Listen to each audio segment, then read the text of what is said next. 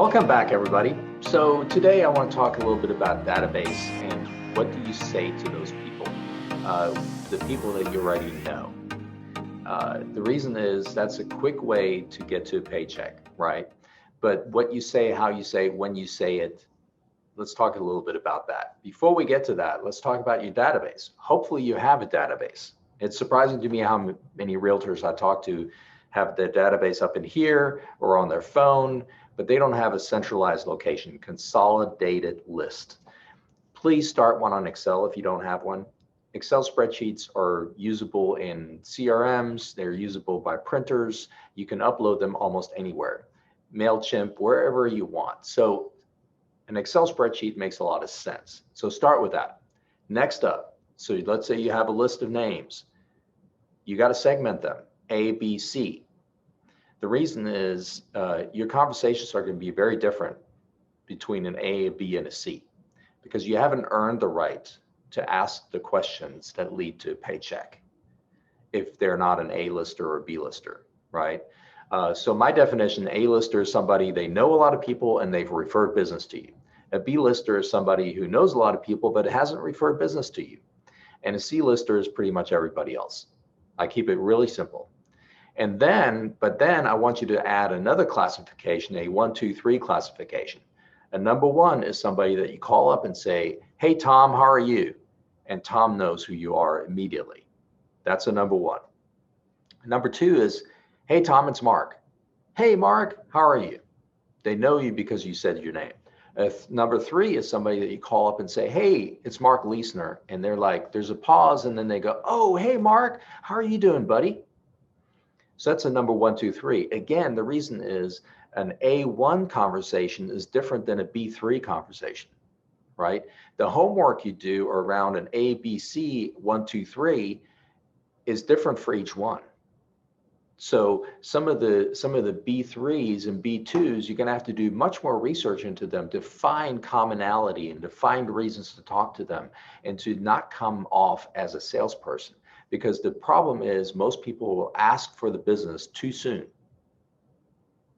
or not at all, right?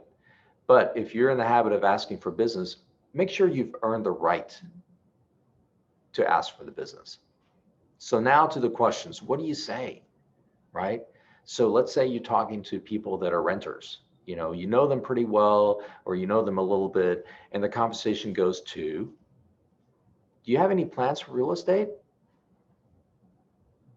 Better yet, what are your plans for real estate? Surely you're not going to rent for the rest of your life. And typically they come up with a whole laundry list of reasons why they're still renting, why they haven't bought a house, and it's X, Y, and Z.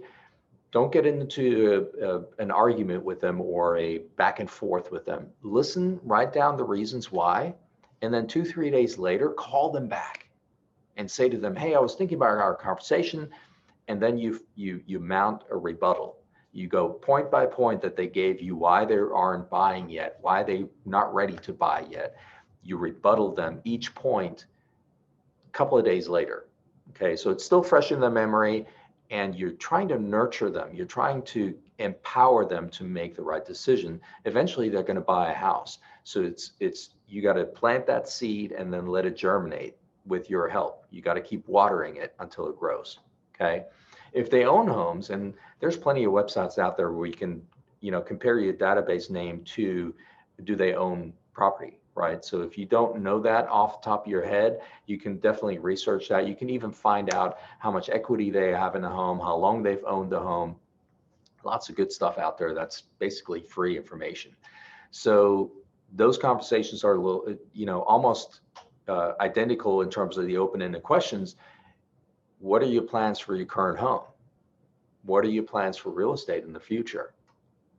So for example, if you have somebody who you've noticed, you've compared on Facebook before you called them, and you've seen that all their kids are in college now, have a conversation about that. What are your plans for your current home now that the kids are all gone, right? I'll give you a real life example. Will, he's a B2 on my list. So I called him up and I had noticed on Facebook that he spends a lot of time at an area lake. And so I called him up and said, hey, Will, And part of the conversation that I really wanted to get to was, I've noticed you spend a lot of time at this lake. Do you guys own property down there? And he said, "Oh no, Mark, it's Mike. You know Mike down the street, two doors down from me. You've met him before. He owns a house down there, and he's gracious enough to let us stay there." And so I said to him, "Well, if you love it down there, have you guys thought of buying a home down there?" "Oh no, we're not ready for that." Not 4 days later, I see him at the gym, and he walks up to me and says, "Mark, I've been thinking about our conversation, and my wife was kind of receptive to the idea. So can you put together a mortgage proposal for us? What would it look like? This price range at that lake. What does it look like?" And now they're shopping for a home. I planted that seed having knowledge of what's going on in their lives, and I really didn't expect it to germinate for months and months and months, but it germinated very quickly. That can happen, right? Great problem to have. So there goes a conversation. I earned the right to ask because he's on my B list. He knows me pretty well. He just hasn't referred business to me for whatever reason. And, and I molded that conversation to where I wanted it to go. So open-ended questions. There's lots of things to talk about. Upsizing, downsizing. Hey, by the way, some of my past clients have cashed in equity out of their homes and bought a rental property for cash. Now they have, a income producing asset that they've added to their retirement portfolio. Is that something you'd be interested in? There's lots of conversations you can have. And if you want more on that topic, get with me one-on-one, send me an email. Happy to reply with ideas. And hope this all helps you grow your business, expand your business. So have a productive day, productive week, and I will see you next time. All right.